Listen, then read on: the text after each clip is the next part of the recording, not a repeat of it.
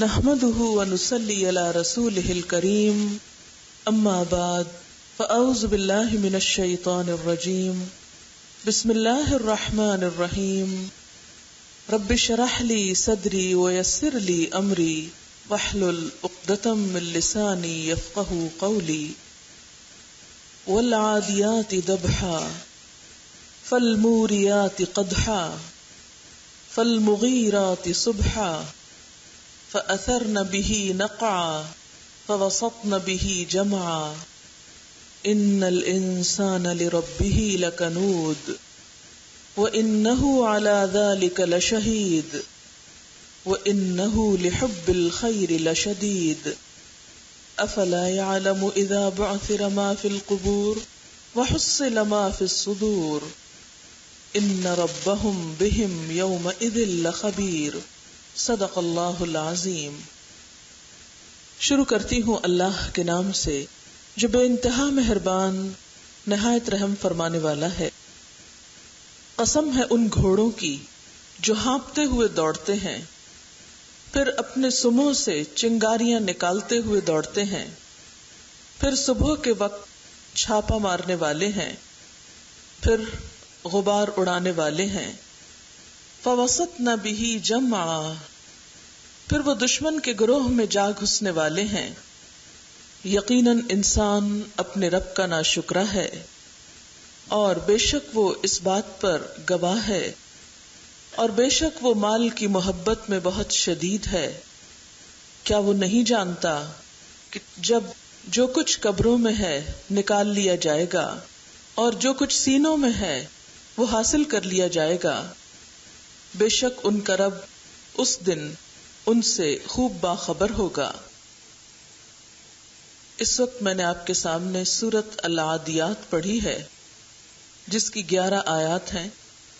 اس میں انسان کے ایک رویے پر جو اس کا اپنے رب کے ساتھ ہے کچھ ذکر کیا گیا ہے۔ اس سورت میں اللہ تعالیٰ نے گھوڑوں کی قسم کھائی ہے، وہ گھوڑے جو ہانپتے ہوئے دوڑتے ہیں، یعنی اتنا تیز دوڑتے ہیں کہ ان کا سانس پھول جاتا ہے، لیکن وہ اس کی بھی پرواہ نہیں کرتے اور اپنے کام کے لیے، اپنے مقصد کے لیے دوڑتے چلے جاتے ہیں۔ پھر فرمایا کہ ان کے سموں سے یا ان کی ایڑیوں سے، ان کے کھروں سے چنگاریاں نکلتی ہیں، یعنی دوڑتے دوڑتے اگر وہ پتھریلی زمین پر بھی جا پڑتے ہیں تو وہاں بھی جا کر دوڑنا نہیں چھوڑتے، پتھروں پر بھی دوڑتے چلے جاتے ہیں اور اسی تیزی اور شدت کے ساتھ، حتیٰ کہ ان کے پاؤں سے جو پتھروں پہ پڑتے ہیں شدت کے ساتھ تو چنگاریاں نکلنے لگتی ہیں۔ یہ دوڑ دوڑ کر دشمن پر حملہ آور ہونے کے لیے صبح سویرے جا کر اس کے اوپر چھاپا مارتے ہیں۔ عربوں کے ہاں دشمن پر حملہ کرنے کا بہترین وقت رات کا پچھلا پہر ہوتا تھا، جب لوگ گہری نیند سو رہے ہوتے تھے، بے خبر ہوتے۔ تو جب کوئی قبیلہ طاقتور ہوتا اور دوسرے قبیلے کو زیر کرنا چاہتا تو اس وقت کا انتخاب کرتا۔ عموماً یہ حملے گھوڑوں پر بیٹھ کر ہوتے تھے۔ تو ان گھوڑوں کی قسم کھائی گئی جو اپنے مالک کی خاطر دشمن پر صبح سویرے جا حملہ آور ہوتے ہیں۔ رات کا یہ پچھلا پہر نیند کے لیے بہت ہی اہم ہوتا ہے۔ انسان اور جانور گہری نیند سوتے ہیں، لیکن یہ گھوڑے اپنے مالک کی خاطر رات کے پچھلے پہر کی نیند کی پرواہ بھی نہیں کرتے، بلکہ اس وقت بھی سخت مشقت کر رہے ہوتے ہیں، اور مالک کی مرضی اور اطاعت کرنے کے لیے وہ اتنا تیز دوڑتے ہیں کہ گرد و غبار اڑاتے ہیں جس میں وہ خود بھی چھپ جاتے ہیں، اور اس طرح دشمن کے لشکر میں جا کر گھس جاتے ہیں۔ یہاں ہم دیکھ رہے ہیں کہ گھوڑوں کی کچھ خصوصیات کا ذکر کیا گیا۔ گھوڑا اللہ کی ایک مخلوق ہے، اللہ تعالیٰ نے اسے انسان کے لیے پیدا کیا ہے۔ اللہ تعالیٰ بتا یہ رہے ہیں کہ دیکھ اے انسان، میں نے تیرے لیے جو خدمت گزار پیدا کیا وہ کس طرح جاں فشانی کے ساتھ، کتنی محنت، مشقت اور کوشش کے ساتھ تیری خدمت میں لگا ہوا ہے۔ تیرے مقاصد کو پورا کرنے کے لیے، تیرے کام کے لیے وہ چلتا نہیں دوڑتا ہے۔ اور صرف دوڑتا نہیں، اتنا دوڑتا ہے کہ اس کا سانس پھول جاتا ہے، اور پھر بھی دوڑنے سے باز نہیں آتا، ہانپتے ہوئے بھی دوڑتا چلا جاتا ہے۔ بتانا کیا مقصود ہے کہ جس گھوڑے کو میں نے تیرے لیے پیدا کیا وہ تو تیری خدمت میں اس طرح لگا ہوا ہے، بتا تو اپنے مالک کے لیے، تو اپنے رب کے لیے کتنا دوڑ رہا ہے۔ اللہ کی راہ میں چلتے ہوئے تیرا سانس کتنی مرتبہ پھولا، اس کی عبادت اور اس کی محبت کو پانے کے لیے تو نے کتنی دوڑ لگائی۔ گھوڑا تو تیری خدمت میں دوڑ رہا ہے، تو اپنے رب کے لیے کتنا دوڑتا ہے۔ فالموریات قدحا، وہ تو اس طرح دوڑتا ہے کہ ہموار زمین ہو یا پتھریلی زمین، اسے کوئی فرق نہیں پڑتا، سیدھا پلین راستہ ہو یا پھر اونچا نیچا، اس نے کبھی شکایت نہیں کی۔ جب مالک اسے دوڑنے کے لیے کہتا ہے تو دوڑتا چلا جاتا ہے، پتھروں کے اوپر بھی ایڑیاں رگڑتے ہوئے۔ اے انسان بتا تو، جب تیرے راستے میں کوئی مشکل پیش آتی ہے، تیرے راستے میں کوئی پتھر آ جاتے ہیں، سنگلاخ زمین آ جاتی ہے، تو کتنا دوڑتا ہے۔ اچھے حالات میں تو بسا اوقات ہم پھر بھی آرام دہ حالات میں اپنے رب کی طرف رجوع کر لیتے ہیں، لیکن جہاں کوئی چیز ہمارے نفس کو بھاری گزرتی ہے ہم وہیں پر ہمت ہار کے بیٹھ جاتے ہیں اور آگے بڑھنا نہیں چاہتے۔ پھر اسی طرح رات کے پچھلے پہر بھی وہ اپنا کام کرتا ہے۔ تمہیں تو رات کے ختم ہونے پر بھی جب اٹھنے کے لیے کہا جاتا ہے کہ اٹھ کر ایک مختصر سی نماز پڑھ لو، تو وہ تمہیں نماز کتنی بھاری ہوتی ہے، کس قدر گراں تم پہ صبح کی بیداری ہے، ہم سے کب پیار ہے، نیند تمہیں پیاری ہے۔ گھوڑا تو اپنے مالک کی خاطر صبح سویرے دوڑ پڑتا ہے، اور صرف دوڑتا نہیں بلکہ جا کر اپنا کام بھی کرتا ہے، دشمن پہ حملہ آور بھی ہوتا ہے۔ لیکن تیرے لیے اے انسان اپنا بستر چھوڑنا، اپنی نیند قربان کرنا، اپنا آرام اور سکون تھوڑا سا قربان کرنا، وہ بھی گوارا نہیں۔ تو اپنے رب کا کیسا وفادار ہے۔ فَأَثَرْنَ بِهِ نَقْعًا، گھوڑا دوڑتا ہے تو اتنا تیز کہ ہر طرف گرد و غبار اڑتا ہے۔ گرد و غبار کس بات کی علامت ہے؟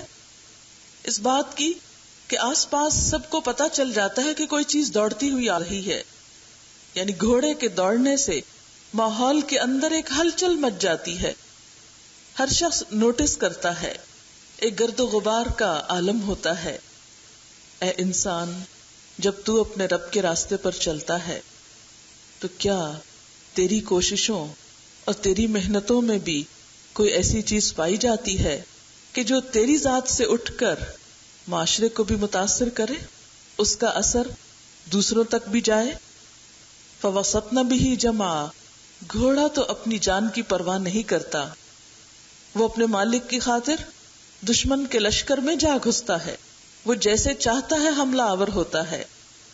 لیکن اے انسان تو بھی بتا، کیا تو اپنے رب کی خاطر اپنی جان کی قربانی کر سکتا ہے؟ کیا تو ان چیلنجز کو قبول کر سکتا ہے جو تجھے بلندیاں عطا کرنے والے ہوں، تجھے اپنے مالک کا قرب دینے والے ہوں؟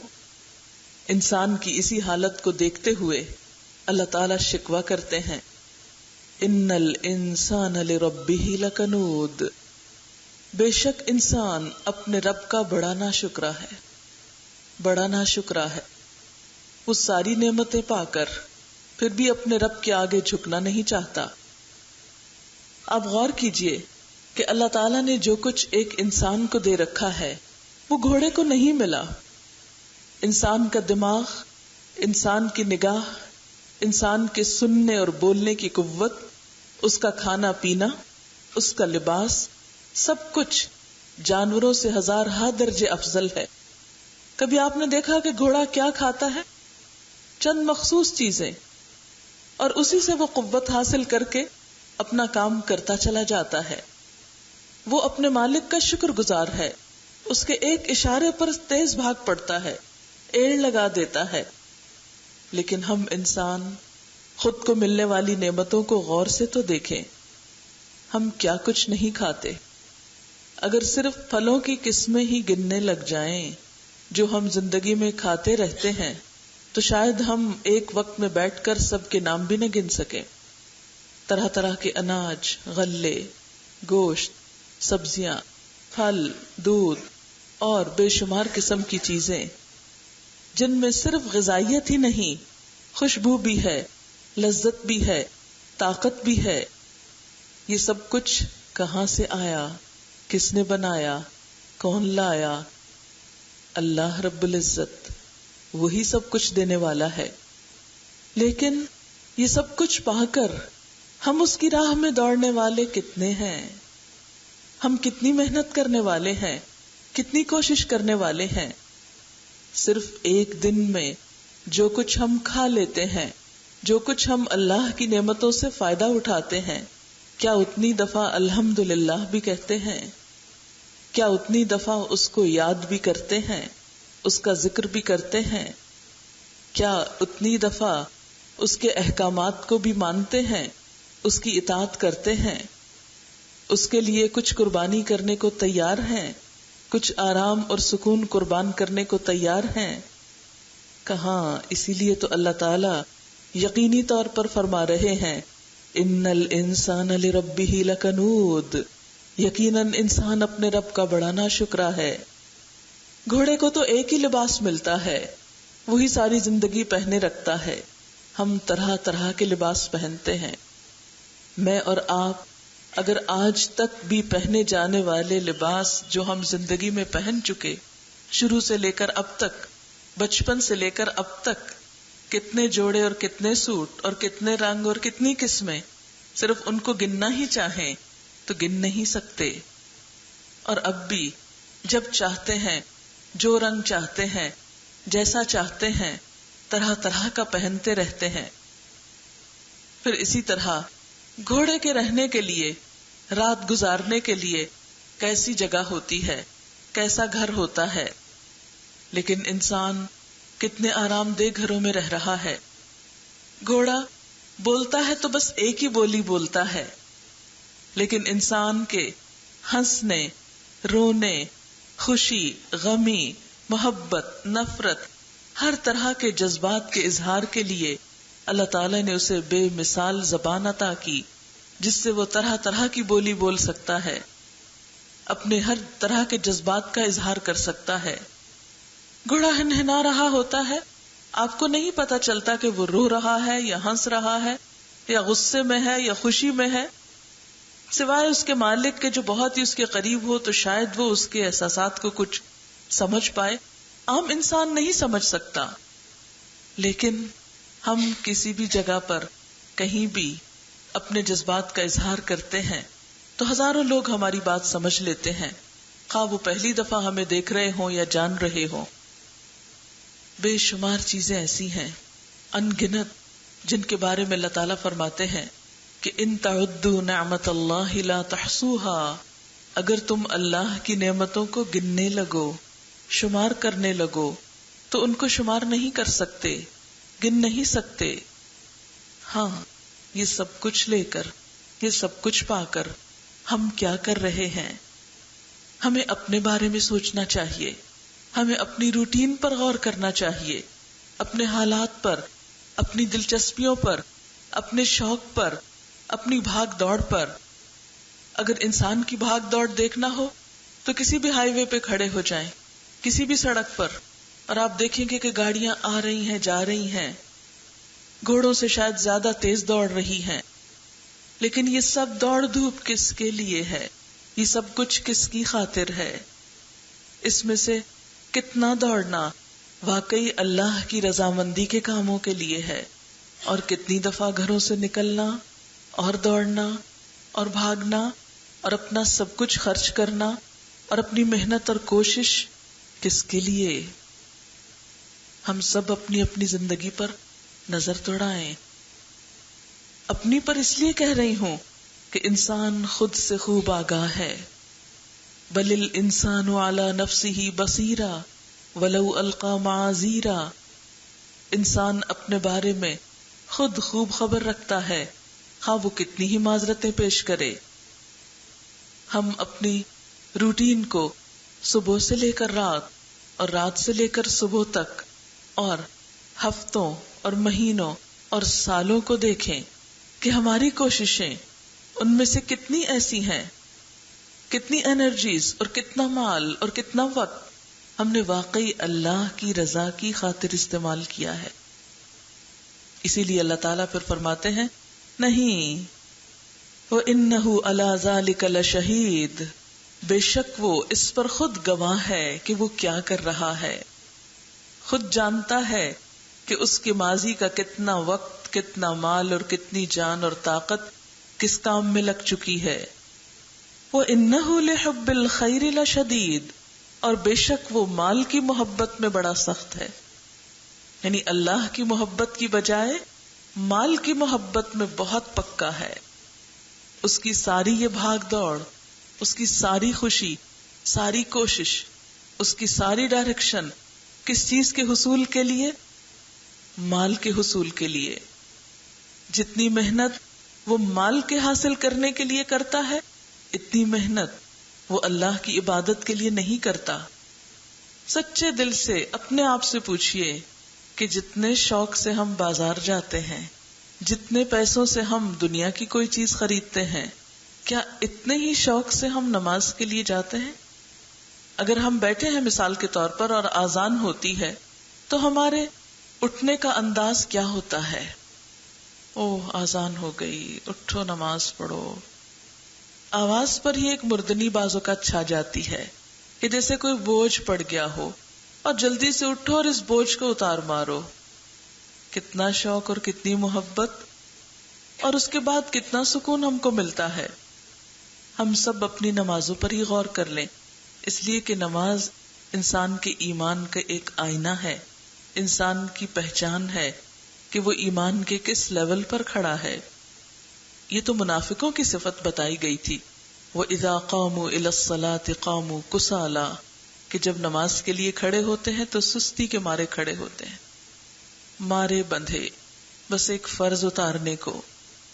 اس میں محبت اور شوق اور خشوع کم ہی ہوتا ہے۔ حالانکہ اللہ تعالیٰ نے ہی فرمایا قد افلح المؤمنون الذین هم فی صلاتهم خاشعون، یقیناً فلاح پا گئے وہ مومن جو اپنی نمازوں میں خشوع اختیار کرتے ہیں۔ یہاں اللہ تعالیٰ انسان کی اس کمزوری کا ذکر کر رہے ہیں جس میں وہ بری طرح مبتلا ہے، جس کا وہ شکار ہے، جس سے باہر نکلنے کے لیے بہت ہمت اور طاقت کی ضرورت ہے، ایک بڑے عزم اور ارادے کی ضرورت ہے۔ اور عزم اور ارادہ انسان خود ہی اپنے لیے کر سکتا ہے، کوئی دوسرا آپ کے لیے ارادہ نہیں کر سکتا، دوسرا آپ کے لیے عزم نہیں رکھ سکتا۔ اگر آپ کچھ کرنا چاہتے ہیں تو اس کی نیت آپ کو خود کرنا ہوگی، اس کے لیے عہد آپ کو خود کرنا ہوگا۔ وَإِنَّهُ لِحُبِّ الْخَيْرِ لَشَدِيدٌ، وہ مال کی محبت میں تو بڑا شدید ہے۔ آپ دیکھیے، اگر ہماری جیب سے چند روپے گر جائیں تو ہمیں کتنا افسوس ہوتا ہے، بار بار دن میں اسی کا خیال آتا رہتا ہے، اوہ میرے اتنے پیسے گم ہو گئے۔ ایک برتن ٹوٹ جائے تو سارا دن دل میں بار بار آتا ہے، ہائے وہ برتن ٹوٹ گیا۔ استری کرتے ہوئے کپڑا جل جائے تو ہمارے دل کو کیسا افسوس ہوتا ہے۔ گھر کے کسی چیز میں کوئی نقصان ہو جائے کیسا دکھ ہوتا ہے۔ کیا کسی نماز کے جانے پر بھی ایسا ہی دکھ ہوتا ہے؟ صحابہ کرام تو بسا اوقات اگر کسی کی اس طرح نماز چلی جاتی تو باقاعدہ افسوس کرتے تھے۔ نبی صلی اللہ علیہ وسلم نے فرمایا کہ جس کی عصر کی نماز چلی گئی اس کو اتنا نقصان ہوا گویا اس کا گھر اور گھر والے سب برباد ہو گئے۔ لیکن ہمیں کبھی عصر کی نماز جانے پر، اور عصر کی تو قسم بھی کھائی گئی اور عصر کی صلاۃ الوسطیٰ کہہ کے بھی بات کی گئی کہ وہ ایسا وقت ہوتا ہے کہ جس میں انسان کچھ کام بھی نپٹا رہا ہوتا ہے اور نماز کا وقت بھی نسبتاً کم ہوتا ہے، دھوپ جلد پیلی پڑ جاتی ہے، اور پیلی دھوپ میں اثر پڑنے والوں کو منافق کہا گیا کہ تلک صلاۃ المنافق، تلک صلاۃ المنافق، تلک صلاۃ المنافق، کہ یہ منافق کی نماز ہے، منافق کی نماز ہے، منافق کی نماز ہے۔ پوچھا گیا کون سی؟ فرمایا وہ جو دھوپ کے پیلا پڑنے کا انتظار کرتا رہتا ہے، نہیں سستی کے مارے بیٹھا رہتا ہے اور کام کرتا رہتا ہے، اور جب دھوپ زرد ہو جاتی ہے تو جلدی سے اٹھتا ہے اور چند ٹھونگے زمین پہ مار لیتا ہے جیسے مرغا دانے چننے کے لیے، اور اللہ کو کچھ بھی یاد نہیں کرتا۔ تو بات یہ ہے کہ کیا دین کے کسی نقصان پر بھی ہمارے دل کا حال برا ہوا، ہمارے ضمیر نے ملامت کی، ہمارے اندر شرمندگی کا احساس ہوا، ہمیں کچھ پریشانی لاحق ہوئی؟ ہم سب اپنا اپنا جائزہ لیں، ہم سب اپنے اندر جھانکیں۔ اللہ تعالیٰ فرماتے ہیں کہ اے انسان تیرے اندر یہ سب کچھ کیوں نہیں؟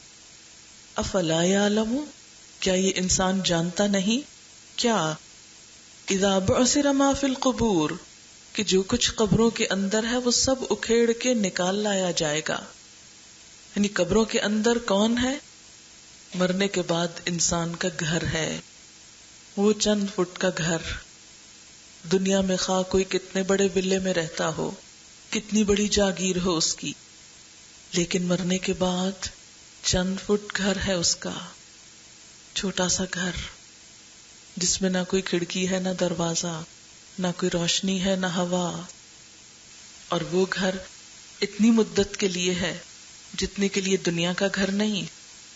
دنیا میں تو ایک انسان ایک گھر میں زیادہ سے زیادہ کتنے سال رہ سکتا ہے، میکسیمم اس کا ٹھکانہ کتنا ہو سکتا ہے، لیکن مرنے کے بعد آپ دیکھیے کہ جو لوگ حضور صلی اللہ علیہ وسلم کے زمانے میں فوت ہوئے، جو اس کے بعد ہوئے، جو 100 سال پہلے ہوئے، وہ سب وہیں پر ہیں، زمین کے اندر سمائے ہوئے ہیں۔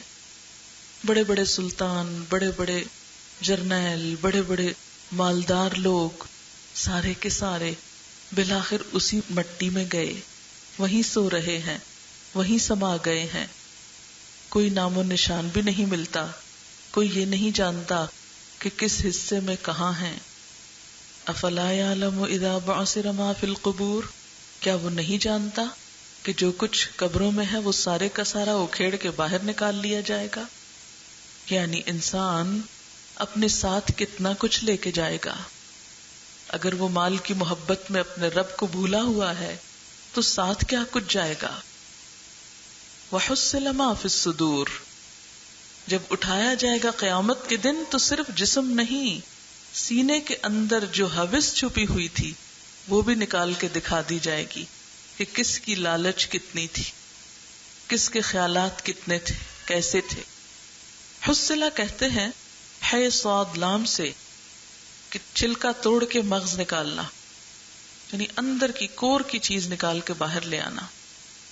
اب دیکھیے کہ سینہ جو ہے جس میں انسان کا دل ہے وہ بھی ایک طرح سے خول کی طرح ہے، تو قیامت کے دن اس خول کے اندر سے دل، اور دل کے خول کے اندر سے انسان کے احساسات اور جذبات، ان کی چپ نکال کے باہر دکھا دی جائے گی، سب کچھ سامنے لے آیا جائے گا۔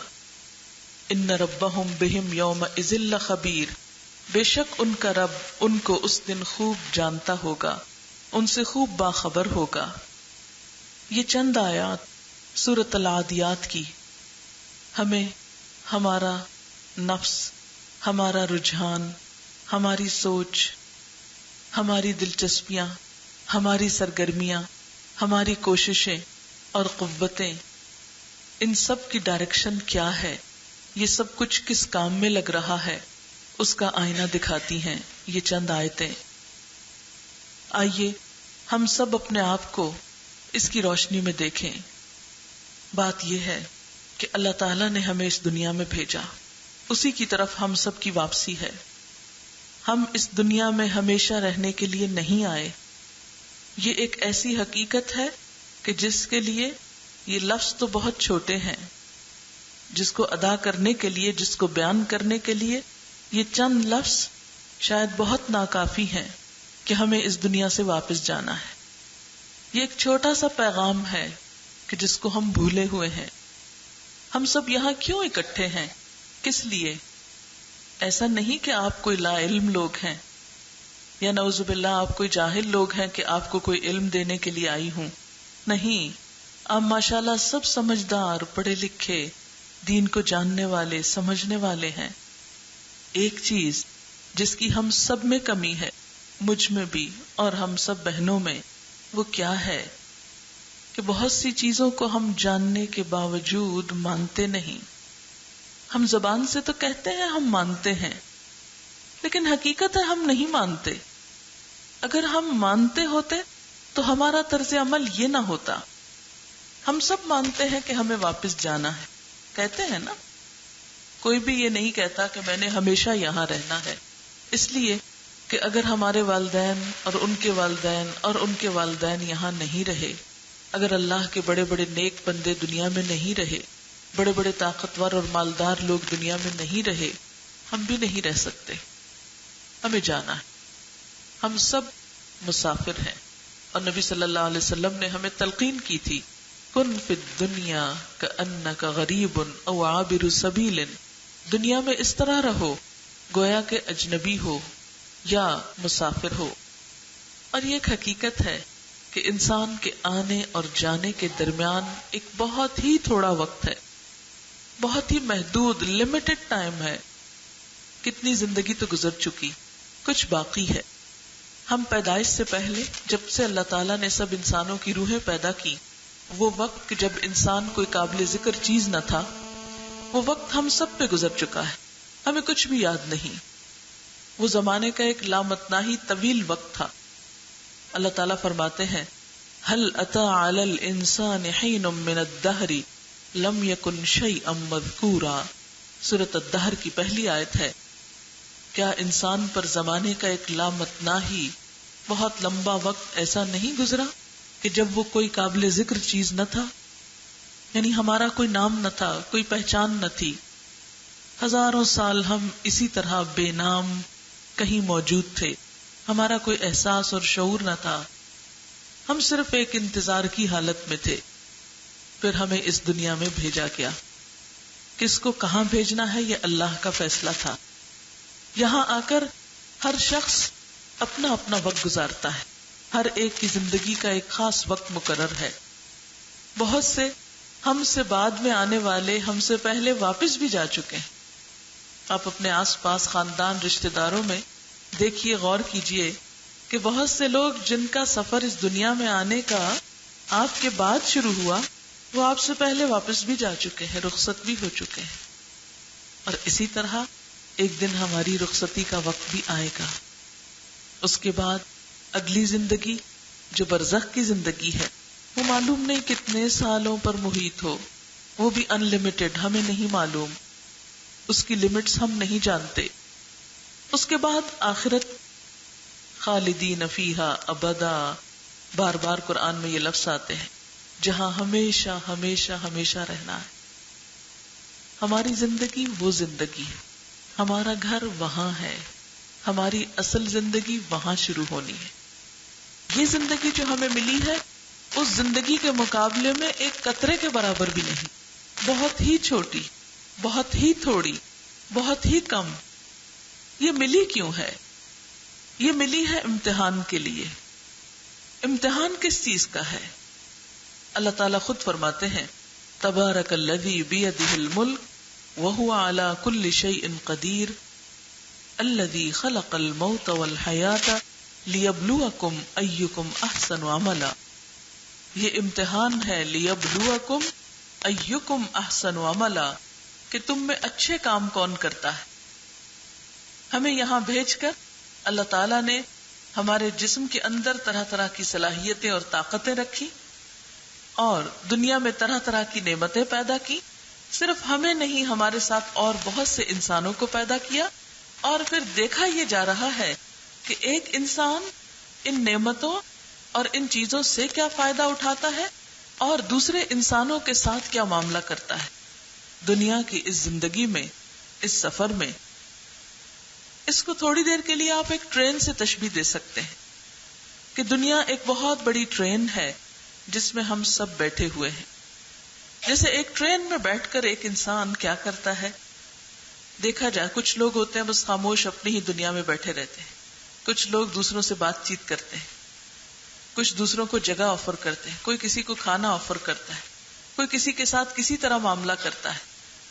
کچھ لوگ دوسروں کے لیے ایک مصیبت کا سبب بن جاتے ہیں. جتنی دیر وہ وہاں بیٹھتے ہیں وہ کسی نہ کسی طرح دوسروں کو اذیت دیتے رہتے ہیں. بالکل اسی طرح یہ دنیا ایک بہت بڑی ٹرین ہے یا گاڑی ہے جس میں ہمارے ساتھ اور بھی بہت سے مسافر سوار ہیں. ہم سب سے اللہ تعالیٰ دیکھ یہ رہے ہیں کہ ان کو جو جگہ ملی ہے، جو صلاحیتیں اور طاقتیں ملی ہیں، وہ یہاں کس طریقے سے استعمال کرتے ہیں، اسے کس کام میں لاتے ہیں. دو چیزیں خاص طور پہ ہم سب سے دیکھی جا رہی ہیں. ایک تو یہ کہ ہم اپنے رب کے حق کتنے ادا کرتے ہیں، اور دوسرے یہ کہ ہمارا معاملہ بندوں کے ساتھ کیسا ہے. دین صرف اس چیز کا نام بھی نہیں کہ آپ نماز کے پابند ہیں یا روزے کے پابند ہیں یا تھوڑا صدقہ خیرات کرتے ہیں تو آپ بہت اچھے مسلمان ہیں. نہیں، جب تک آپ اس کا دوسرا حصہ مکمل نہیں کرتے اس سوال نامے کا، اور وہ کیا ہے کہ انسانوں کے ساتھ اچھے تعلقات، اس وقت تک کامیابی ممکن نہیں. ہم سب گھر جا کر کیا کر سکتے ہیں؟ اپنے آپ کو جج کر سکتے ہیں. ہمارا حال یہ کہ دوسروں کو بہت جج کرتے ہیں. جب بھی کوئی بات سنتے ہیں، پڑھتے ہیں، تو ہمیں خیال کیا آتا ہے؟ وہ فلاں ایسا ہے. یہ آیت پڑھ کے یا حدیث پڑھ کے تو مجھے فلاں کا خیال آیا، اس میں یہ خرابی بہت ہے. لیکن کتنی قرآن کی آیتیں اور احادیث پڑھ کر ہم اپنے اندر جھانکتے ہیں کہ ہمارے اندر کہاں کمی اور کوتاہی ہے. بہرحال اب آپ دیکھیے کہ میں آپ سب کو ایک ایکسرسائز دینا چاہتی ہوں کہ گھر جا کر آپ کیا کریں، کاپی کاغذ لیں اور بیٹھ جائیں. پھر ایک صفحے کے اوپر ایک لکیر ڈال لیں. آدھا حصہ جو ہے یا ایک صفحہ جو ہے اس پر لکھیں اللہ کے حقوق اور دوسری طرف لکھیں بندوں کے حقوق. اپنے آپ سے سوال کریں کہ اللہ تعالیٰ نے اپنی بندگی کے لیے جو چیزیں مجھ سے چاہی ہیں، کیا میں ان کو پورا کر رہی ہوں؟ مثلاً اس نے مجھ سے کہا کہ میں شرک نہ کروں، اس کے ساتھ کسی کو برابر نہ ٹھہراؤں. شرک صرف یہ نہیں ہوتا کہ کسی اور سے دعا مانگنا اور کسی کے آگے سجدہ کرنا. شرک یہ بھی ہے کہ انسان اس سے بڑھ کر کسی اور کو اہمیت دے، کسی اور پر بھروسہ کرے، کسی اور سے امیدیں لگائے، کسی اور کی طرف اس طرح مائل ہو جس طرح اللہ کی طرف ہونا چاہیے. کیونکہ ایمان کیا ہے؟ والذین آمنوا اشد حبا للہ. ایمان والے تو اللہ کی محبت میں سب سے زیادہ شدید ہوتے ہیں. بہرحال خود کو دیکھیے، خود کو پرکھیے. کیا میں اللہ کی ذات پر سب سے زیادہ بھروسہ کرتی ہوں؟ کیا میں اس کی دی ہوئی نعمتوں کا شکر ادا کرتی ہوں؟ کیا اس کی طرف سے آنے والی کسی تقدیر کے فیصلے میں جب کوئی تکلیف کا معاملہ ہوتا ہے تو میں صبر کرتی ہوں؟ کیا میں اس کے آگے دن میں 5 مرتبہ جیسا اس نے مجھ سے مطالبہ کیا کہ آؤ حیا علی الصلاح حیا علی الفلاح، کیا میں نمازوں کی پابندی کرتی ہوں؟ اور اگر کرتی ہوں تو کیا میری نمازوں کا طریقہ درست ہے؟ کیا مجھے معلوم ہے کہ نماز کن چیزوں سے فاسد ہو جاتی ہے؟ کیا مجھے معلوم ہے کہ نماز کے ارکان کیا ہیں؟ کیا مجھے معلوم ہے کہ طہارت کے طریقے کیا ہیں؟ کن کن چیزوں سے طہارت باقی نہیں رہتی اور نماز نہیں ہوتی؟ کیا میری گزشتہ زندگی کے سارے فرض روزے پورے ہیں؟ کیا میں گزشتہ سب سالوں کی زکوٰۃ دے چکی ہوں؟ کیا اگر مجھ پر حج فرض ہے تو میں کر چکی ہوں؟ کیا میں چھپے اور کھلے دونوں حالتوں میں اللہ سے ڈرتی ہوں؟ یا ایسا تو نہیں کہ سب کے سامنے تو بہت اللہ والی بن جاتی ہوں اور تنہائی میں شیطان سے بھی بدترین کام کرتی ہوں؟ لوگوں کے سامنے تو غیبت نہیں کرتی، لیکن جہاں کوئی نہ ہو وہاں موقع پا کر اپنے دل کی بھڑاس نکالتی ہوں. بہرحال یہ چیک لسٹ اپنی بنا کر اللہ تعالی کے ساتھ اپنے تعلق کو دیکھیے. آپ دیکھیے کہ بندہ مومن جو ہوتا ہے وہ جہاں بھی بیٹھا ہو وہ اپنے رب کو یاد کرتا ہے، اس کے دل میں اپنے رب کی یاد ہوتی، وہ کہیں بھی اپنے رب کو بھولتا نہیں. کیونکہ آپ دیکھیے دنیا کی کسی بھی چیز سے جب آپ کو محبت ہوتی ہے تو آپ کہیں بھی ہو آپ بھولتے نہیں اس کو. کیا اللہ تعالیٰ کو ہم خوشی اور غمی ہر موقع پر یاد رکھتے ہیں؟ پھر اللہ تعالیٰ کے ساتھ تعلق میں ایک چیز یہ بھی ڈال لیجئے کہ کیا میں اس کی کتاب پڑھتی ہوں؟ کیا میں اس کی بات سمجھتی ہوں؟ کیونکہ جس سے محبت ہوتی ہے، جس سے تعلق ہوتا ہے اس کی بات سمجھ میں بھی آتی ہے. مثلاً آپ میں سے بہت سے لوگ حج عمرے کو گئے ہوں گے، بہت سی نمازیں پڑھی ہوں گی، لیکن کچھ نہیں پتا چلا ہوگا کہ کیا پڑھا گیا، کیا کہا گیا. بہرحال دوسری طرف آ جائیے تو بندوں کے ساتھ میرے تعلقات کیسے ہیں، میرے اپنے والدین کے ساتھ تعلقات کیسے ہیں. کیا میں ان کی عزت اور احترام کرتی ہوں؟ کیا ان کے ساتھ حسن سلوک کرتی ہوں، ان کی بات مانتی ہوں؟ میرا رویہ میرے شوہر کے ساتھ کیا ہے؟ کیا میں شوہر کے حقوق پورے کرتی ہوں، شوہر کی اطاعت کرتی ہوں، شوہر کی شکر گزاری کرتی ہوں؟ میرا معاملہ اپنے بچوں کے ساتھ کیا ہے؟ کیا میں ان کے ساتھ شفقت اور محبت کا معاملہ کرتی ہوں، ان کی کیئر کرتی ہوں، ان کو دنیا کی تعلیم کے ساتھ ساتھ دین کی تعلیم بھی دے رہی ہوں، انہیں اپنے رب کا شعور اور احساس بھی دے رہی ہوں؟ میرے ہمسایوں کے ساتھ میرے تعلقات کیسے ہیں؟ میں ان کے بارے میں کیا سوچتی ہوں؟ میرے آس پاس میرے جو دوست ہیں، رشتہ دار ہیں، باقی جان پہچان کے لوگ ہیں، ان کے ساتھ میرا معاملہ کیا ہے؟ کیا ہمدردی کا، مہربانی کا، خیر خواہی کا، بھلائی کا، یا کچھ اور؟ اس لیے کہ دین اسلام دو طرفہ چیز کا نام ہے. اسلام کا لفظ سلامتی سے نکلا ہے، پیس، امن، سلامتی. لیکن ہم دیکھتے ہیں کہ ہمارے دل سکون سے خالی، ہماری زبانیں بسا اوقات دوسروں کو تکلیف دینے والی، ہمارے رویے اور معاملے ایسے کہ جس سے دوسرے بے سکون ہو جائیں. بسا اوقات ایک ایک بات ایسی کر دیتے ہیں کہ جس سے دوسرے لوگ تکلیف اٹھاتے رہتے ہیں سالوں تک. اسی طرح یہ میں نے تھوڑی سی ایک آؤٹ لائن دی ہے، ہلکی سی. اس کے اندر آپ کوسچنز اور بڑھا سکتے ہیں خود کو جج کرنے کے لیے، اور جو اللہ کی کتاب آپ پڑھتے جائیں گے اس کے ساتھ ساتھ آپ کے یہ سوال اور بھی بڑھتے جائیں گے کہ میں کن کن احکامات پر عمل کر رہی ہوں اور کن کے بارے میں ابھی تک بے خبر ہوں، غافل ہوں. کیوں؟ اس لیے کہ ایسا کرنا مجھے کو فائدہ دے گا. مجھے بہرحال ایک دن واپس جانا ہے، یقین ہے نا، جانا ہے. جب جائیں گے کیا پوچھا جائے گا؟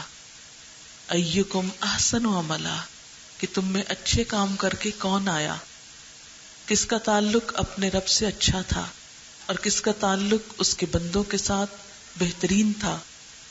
احسن عملا، بہترین عمل، اچھا کام. اللہ تعالیٰ فرماتے ہیں کہ انا خلقنا الانسان من نطفۃ امشاج نبتلیہ فجعلناہ سمیعا بصیرا. ہم نے انسان کو ایک مخلوط نطفے سے پیدا کیا. کیوں پیدا کیا؟ نبتلیہ، تاکہ ہم اس کو آزمائیں. کس بات میں آزمائیں؟ کہ یہ کرتا کیا ہے. فجعلناہ سمیعا بصیرا، اس مقصد کے لیے ہم نے اس کو سننے والا، دیکھنے والا بنایا.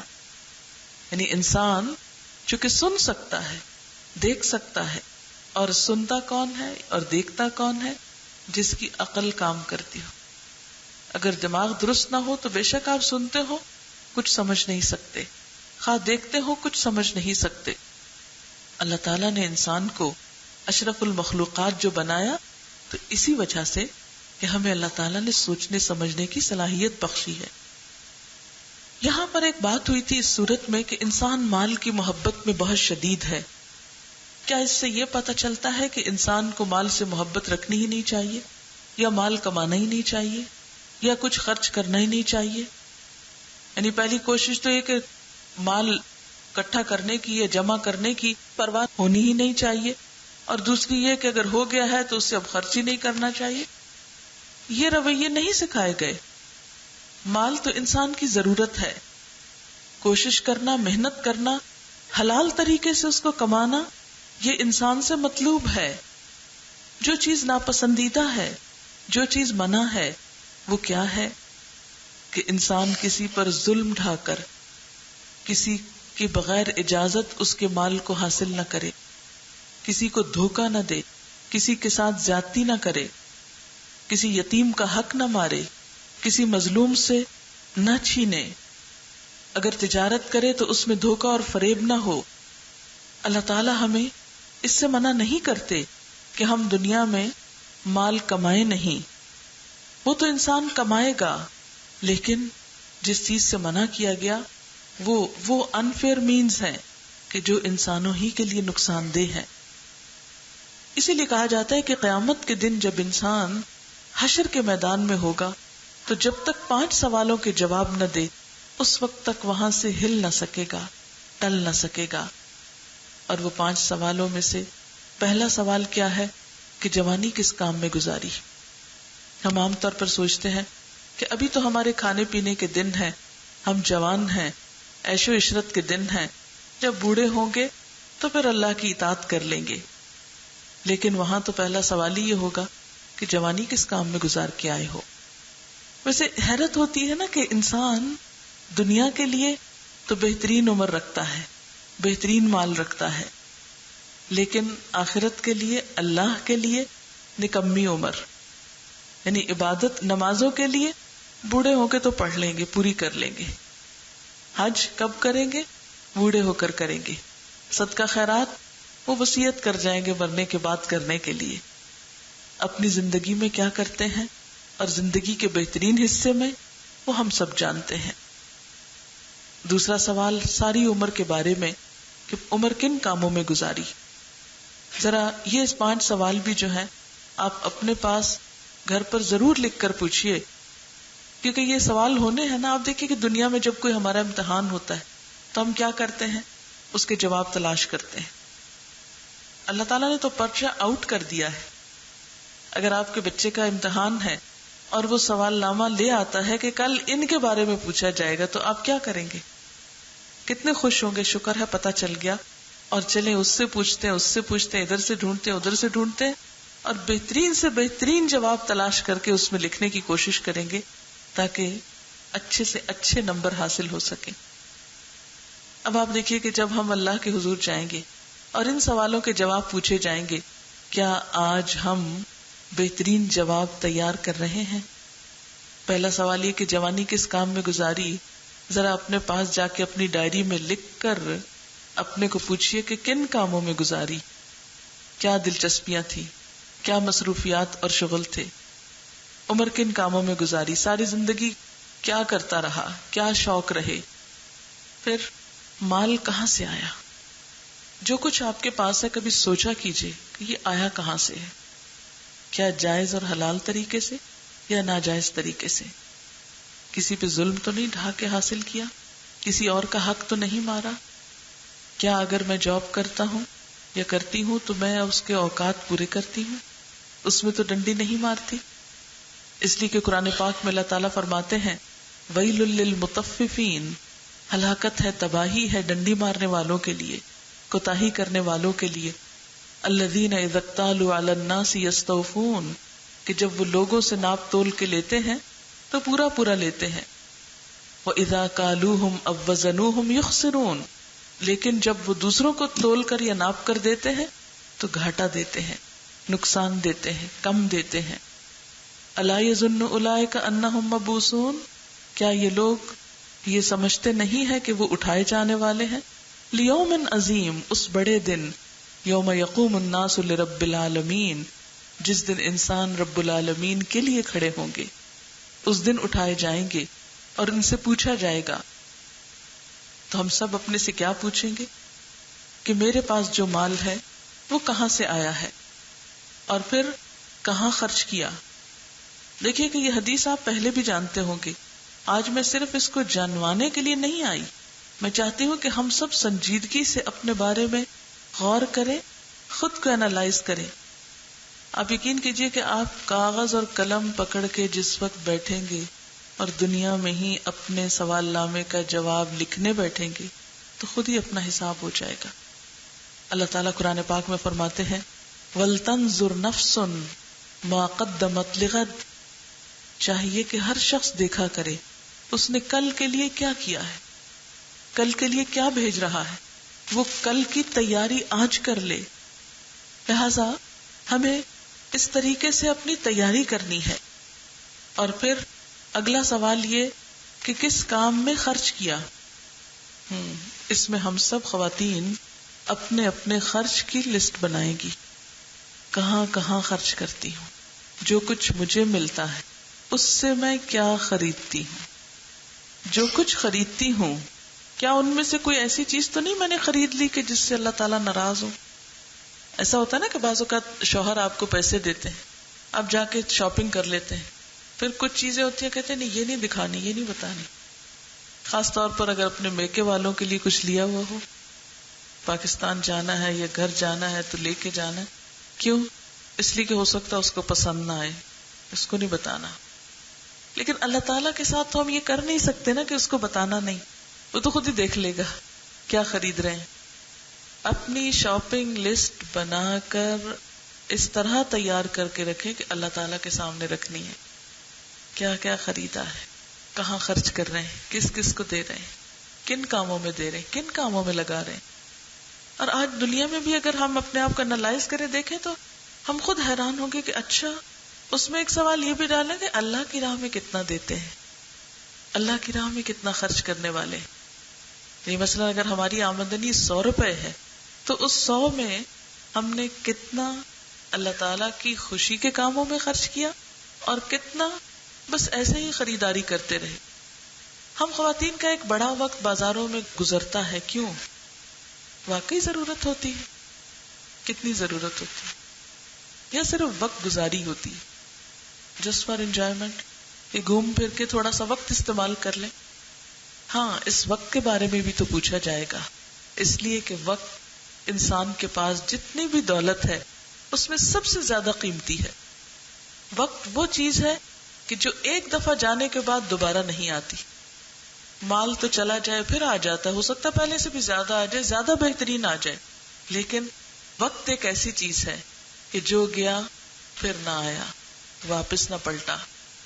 ہم سب اس کے بارے میں بھی اپنا حساب لیں کہ میں اپنے وقت کو, آج کل آپ دیکھیں کہ ٹائم مینجمنٹ پہ کتنی ریسرچ ہو رہی ہے, وقت کو صحیح استعمال کرنے کے لیے کتنی کتنی کتابیں لکھی جا رہی ہیں. آپ کو پتہ ہے اس فن پہ باقاعدہ کتابیں لکھی جا رہی ہیں, ٹائم مینجمنٹ پہ ورک شاپس رہتی ہیں, لیکچرز ہوتے ہیں, ریسرچز ہو رہی ہیں, اور دن کے لمحے لمحے کا حساب لیا جاتا ہے, اور باقاعدہ اس پہ سوال نامے دیے جاتے ہیں کہ آپ اپنے سارے دن کے اوقات کو ٹیسٹ کریں کہ آپ نے صبح مثلاً اگر آپ 5 بجے اٹھے تو رات 10 بجے تک سونے تک آپ نے ہر گھنٹہ کس طرح گزارا.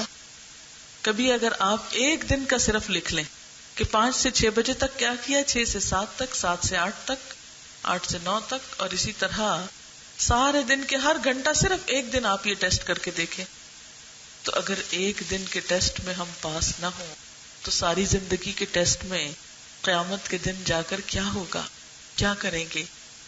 اللہ تعالیٰ پوچھیں گے نہیں کہ اس وقت کو کس کام میں لگایا. اب دیکھیے کہ مثلاً ایک دن کا حساب, موٹا موٹا حساب, ہر گھنٹے کا تو اس وقت ٹائم نہیں ہے.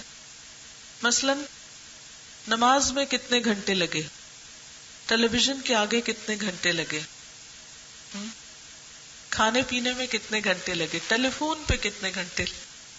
پہلے تو ہوتا تھا گھر میں ایک سیٹ, جب گھر میں ہوئے تو بھی, اب تو ساتھ ساتھ ہے, سارا وقت چلتا رہتا ہے. ایسا لگتا ہے جیسے اس کے بغیر ہم زندہ نہ رہ سکے. اللہ کی مجلس میں جہاں اللہ کی بات ہو رہی ہو وہاں بھی ہمارے ذہن پوری طرح خالی نہیں ہوتے, وہاں بھی ہم اس بلا سے جان نہیں چھڑا سکتے. اس وقت بھی ہماری دنیا ہمارے ساتھ ساتھ رہتی ہے, ہم اس کو آف نہیں کر سکتے. کتنے گھنٹے اس کے ساتھ گزر جاتے ہیں, اور بعض اوقات محض گپ شپ میں. بہت مفید ایجاد ہے لیکن استعمال کس کام میں ہو رہا ہے. کبھی ہم صرف ایک دن کی کالز جو ہم کرتے ہیں ان کا حساب لکھیں کہ آج کس کس کام کے لیے میں نے کال کیا اور کتنی دفعہ کیا. اب بعض اوقات تو صرف بے صبری کی وجہ سے کیا, ایک ہی بات بار بار پوچھتے ہیں, اچھا یہ ہو گیا, نہیں ہوا. مثلا ایک گھر سے چلے ہیں تو دوسری جگہ پہنچنے تک 2-3 دفعہ کال کر لیں گے, ہم اب فلاں اشارے پہ ہیں اور فلاں موڑ پہ ہیں اور فلاں جگہ پر ہیں اور اتنی دیر میں پہنچنے والے.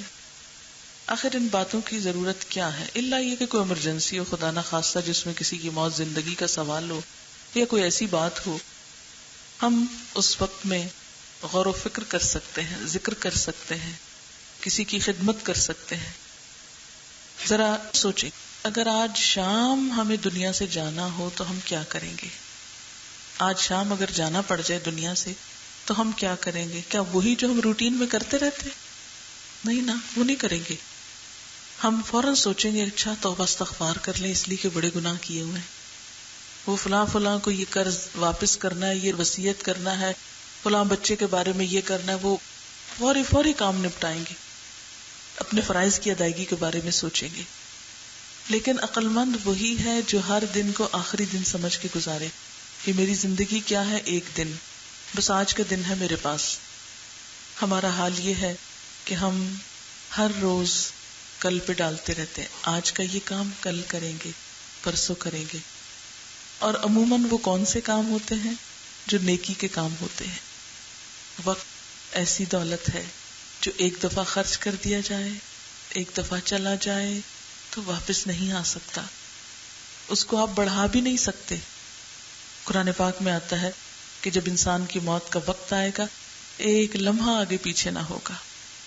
فرشتے جب انسان کی جان لینے کے لیے آگے بڑھتے ہیں تو آہستہ آہستہ قدم بڑھاتے جاتے ہیں اور کہتے جاتے ہیں جو کچھ کھانا تھا کھا لیا، جو پینا تھا پی لیا، بس اتنے سانس باقی ہیں. یوں لگتا ہے جیسے ہم گھڑیاں دیکھتے ہیں، وہ بھی گھڑیاں دیکھ کے آگے بڑھتے ہیں. ورنہ کئی دن کومے میں پڑے رہتے ہیں لوگ اور ایک مخصوص دن ہی دنیا سے جاتے ہیں. لمبی لمبی زندگی گزار کر بھی بالآخر تو جانا ہے، اور وہاں جو سوال ہونا ہے اس میں سے آخری سوال کیا ہے کہ جو علم حاصل کیا اس پر عمل کتنا کیا. اس سوال کے جواب میں عموماً ہم کیا کرتے ہیں؟ علم حاصل ہی نہ کرو تاکہ یہ جواب نہ دینا پڑے. کیسے نہ حاصل کرو؟ اس لیے کہ طلب العلم فریضۃ علی کل مسلم، علم کا حاصل کرنا تو فرض ہے ہر مسلمان پر. تو جو فرض ہے اس سے بھلا کیسے جان چھوٹ سکتی ہے؟ اس کے بارے میں کیا پوچھا نہ جائے گا؟ اس کے بارے میں تو پہلا سوال کیا جائے گا. تو میں اپنی بات کے اختتام پر پھر ابتدا پر دوبارہ آتی ہوں کہ اللہ تعالی ہانپتے ہوئے گھوڑوں کی جو ہانپ کر دوڑتے ہیں ان کی قسم کھا کر، ان کو گواہ بنا کر، ان کو ہمارے سامنے لا کر، ان کی مثال دے کر، ان کا رویہ دکھا کر ہمیں بھی کیا کہتے ہیں، کیا ہم سے چاہتے ہیں؟ ہم بھی دوڑیں. ففروا الی اللہ، ففروا قرآن پاک کے الفاظ ہیں، دوڑو دوڑو اللہ کی طرف. فاستبقوا الخیرات، سبقت کرو، ایک دوسرے سے آگے بڑھو. فی الخیرات، نیکیوں میں. ہماری دوڑ صرف بازار تک، صرف مال کمانے تک، صرف کھانے پینے تک نہیں، اللہ کی طرف بھی. اور دوڑ کس بات کی علامت ہوتی ہے؟ کوشش کی، محنت کی. اللہ کی طرف دوڑنے کا مطلب کیا ہے؟ کہ اس کو راضی کرنے کے لیے، اس کو خوش کرنے کے لیے جو بھی وہ چاہتا ہے جلدی جلدی کر لے. یعنی ایک کام ہوتا ہے نا جو چل کے کیا جاتا ہے، اور ایک کام ہوتا ہے دوڑ کر کیا جاتا ہے. وہ کیا چاہتا ہے ہم اس کی طرف کیسے آئیں؟ سستی کے مارے نہیں، دوڑ کر آئیں. ہم ایک دوسرے سے مقابلہ کریں تو کس بات میں؟ نیکیوں میں. وَفِي ذَلِكَ فَلْيَتَنَافَسِ الْمُتَنَافِسُونَ. ایک دوسرے کا مقابلہ کرنے والے، ایک دوسرے سے آگے بڑھنے والوں کو اس کام میں آگے بڑھنا چاہیے. کس میں؟ اللہ کو راضی کرنے میں. ایک اور جگہ پر آتا ہے وَسَارِعُوا إِلَىٰ مَغْفِرَةٍ مِّن رَّبِّكُمْ وَجَنَّةٍ عَرْضُهَا السَّمَاوَاتُ وَالْأَرْضُ. دوڑو، سارعوا إِلَىٰ مَغْفِرَةٍ مِّن رَّبِّكُمْ، اپنے رب کی مغفرت کی طرف. وَجَنَّةٍ، اور جنت کی طرف دوڑو. اس دنیا سے چمٹ کر رہ جاؤ گے؟ مَا لَكُمْ إِذَا قِيلَ لَكُمْ انفروا فِي سَبِيلِ اللَّهِ اثَّاقَلْتُمْ إِلَى الْأَرْضِ. جب تم سے کہا گیا کہ اللہ کے راستے میں چلو، نکلو، تو تم زمین سے چمٹ کے رہ گئے. اَرَضِيتُمْ بِالْحَيَاةِ الدُّنْيَا، کیا دنیا کی زندگی پہ ہی راضی ہو گئے؟ اس جنت کی طرف نہیں جانا؟ نہیں، دوڑو، اس کی طرف دوڑو، نیکیوں میں آگے بڑھو، اس جنت کی طرف جس کی وسعت زمین و آسمان کے برابر ہے. وہ چھوٹا سا گھر نہیں، وہ زمین و آسمان جیسی ہے، اتنی بڑی ہے، جو متقی لوگوں کے لیے تیار کی گئی ہے. ہم سب اللہ کی طرف چلتے ہوئے صرف چلے نہیں، دوڑیں، دوڑتے ہوئے سانس بھی پھولے تو تھکے نہیں، دوڑ جاری رکھیں، راستے میں مشکلات آئیں تو رکے نہیں، دوڑیں، جیسے گھوڑے دوڑتے ہوئے سموں سے چنگاریاں نکالتے ہیں پتھریلی زمین پر۔ اگر ہمارے راستے میں بھی کچھ ایسی جگہ آ جائے کہ جس پہ چلنا آسان نہ رہے، کیونکہ جب انسان اللہ تعالیٰ کی طرف بڑھتا ہے تو ضروری نہیں ہوتا کہ اس کے سارے حالات اور سارے مواقع اس کے موافق ہوں، بہت سی رکاوٹیں آتی ہیں، کبھی نفس کی طرف سے، کبھی رشتہ داروں کی طرف سے، کبھی معاشرے کی طرف سے، کبھی کسی طرف سے، لیکن تھکنا نہیں، دوڑتے جانا ہے۔ اور اس کام کے لیے صرف دن نہیں، راتوں کی نیند بھی قربان کرنی پڑے کبھی تو بھی کرنا ہے۔ کبھی پوچھیں ہم اپنے آپ سے، دنیا کی خاطر تو کئی راتیں جاگیں، اللہ کی خاطر کتنی راتیں جاگی؟ ہم ذرا گنے اپنی ان راتوں کو جو اللہ کی محبت میں کبھی جاگے ہوں۔ دنیا کے امتحانوں کے لیے تو ہمارے بچے ساری ساری رات جاگتے ہیں نا، اب بھی اسکولوں میں امتحان دینے کے لیے۔ کبھی دین کی کسی بات کے لیے بھی ہم جاگے، اس سے بہت ترس آتا ہے، ہائے بیچارے، ہائے اتنی گہری نیند سو رہے، کیسے اٹھائیں ان کو نماز کے لیے، کیسے جائیں، یہ سب کریں۔ معصوم بچے ہیں، ابھی چھوٹے ہیں، بڑے ہو کے تو کر لیں گے، لیکن جب بڑے ہوں گے تو ہاتھ سے نکل چکے ہوں گے، ابھی ان کو پکڑنے کی ضرورت ہے۔ تو بات یہ ہے کہ جب اللہ کی طرف دوڑنا ہے، چلنا ہے، تو اس میں قربانی کی ضرورت ہے۔ اب میں اسپیسیفکلی آتی ہوں آخری بات کی طرف کہ یہ کوئی سڑک ہے جس پہ دوڑنا ہے، یا کوئی میدان ہے جس میں دوڑنا ہے، کوئی پلے گراؤنڈ ہے جس میں دوڑ لگانی؟ یہ کیا دوڑ ہے اور کدھر کی دوڑ ہے، اور یہ دوڑنا ہے کیسے؟ اس میں آپ دیکھیے کہ دو کام ہیں۔ نمبر ایک، اللہ کی مرضی جاننے کے لیے دوڑنا ہے، اللہ چاہتا کیا ہے، کیا چاہتا ہے، یعنی اللہ کے دین کو سیکھنے کے لیے دوڑنا ہے۔ اور نمبر دو، جب پتا چل جائے وہ کیا چاہتا ہے اس کو کرنے کے لیے دوڑنا ہے۔ وہ کیا چاہتا ہے کہ ہم اس کے بندوں کی خدمت کے لیے دوڑے، ہم کس کام کے لیے دوڑے، وہ ہم سے کیا چاہتا ہے۔ یہ دو اہم ترین سوال ہیں۔ یعنی ابھی تک جو دوڑنے کی بات اور اللہ کی رضا کی بات کی گئی، تو اس میں جو آپ یہاں سے لے کر اٹھیں گے آج کی اس محفل سے، کہ گھر جا کے سوچے سن کے کیا آئے، کیا سیکھا آج، تو یہ نہ دل میں آئے کہ وہ تو یاد ہی نہیں کیا سنا تھا، پتہ نہیں اس وقت تو بڑا کچھ سمجھ آ رہا تھا، اب تو کچھ یاد نہیں رہا۔ نہیں، دو کام کرنے ہیں آپ کو۔ ایک، دوڑنا ہے اللہ کی مرضی جاننے کے لیے، ہر قیمت پہ جاننا ہے۔ کہیں بھی کوئی بتانے والا ہے، کہیں بھی کوئی سکھانے والا ہے، کہیں سے بھی کچھ پتہ چلنے والا ہے تو اس کے لیے نکلنا ہے، کوشش کرنا ہے، دین کا علم سیکھنا ہے۔ یہ ہم بڑے بڑے لفظ بولتے ہیں نا، علم دین سیکھنا ہے، یہ چھوڑ دیں، یہ لفظ سمپل ورڈز پہ آئیں۔ کیا کہ مجھے دوڑنا ہے یہ جاننے کے لیے کہ میرا رب مجھ سے کیا چاہتا ہے۔ ہم بڑے بڑے علم کی کتابیں پڑھتے رہتے ہیں، بڑے بڑے فلسفے جھاڑتے رہتے ہیں، لیکن جب عمل کی باری آتی ہے تو ہمارا دماغ ہی نہیں کام کرتا، ہم نے کرنا کیا ہے، پریکٹیکلی کچھ کر کے دکھائیں۔ تو کوئی بھی حکم، اچھا اللہ تعالیٰ چاہتے ہیں کہ میں نماز پڑھوں، اچھا کیسے پڑھنی ہے، وہ کیسی نماز پسند کرتے ہیں۔ آپ دیکھیں کہ جب کوئی آپ کے عزیز ترین دوست، کوئی رشتہ دار، کوئی آپ کے گھر آ رہا ہو تو آپ پوچھتے ہیں اچھا کیا پسند ہے، کیا پکاؤں، کیا کھاؤ گے بھائی آج، کیا چاہتے ہو۔ اسی طرح جب آپ یہ چاہتے ہیں کہ اللہ تعالیٰ راضی ہو تو آپ پوچھیں کس بات سے راضی ہے اللہ تعالیٰ۔ وہ چاہتے ہیں میں ان کے آگے سجدہ کروں، اچھا میرا سجدہ کس طرح ہونا چاہیے، مجھے اس میں کیسی تسبیح پڑھنی چاہیے، کون سی تسبیحات اس کو بہت پسند ہے، میرا قیام کیسا ہونا چاہیے، کس طرح کھڑا ہونا اس کو اچھا لگتا ہے، میرا ذکر کیسا ہونا چاہیے، میری نگاہ کیسی ہونی چاہیے، میرا لباس کیسا ہونا چاہیے، مجھے پہننا کیا چاہیے۔ کیا جو لوگ آپ کو پسند ہوتے ہیں ان کی پسند کے کپڑے نہیں پہنتے؟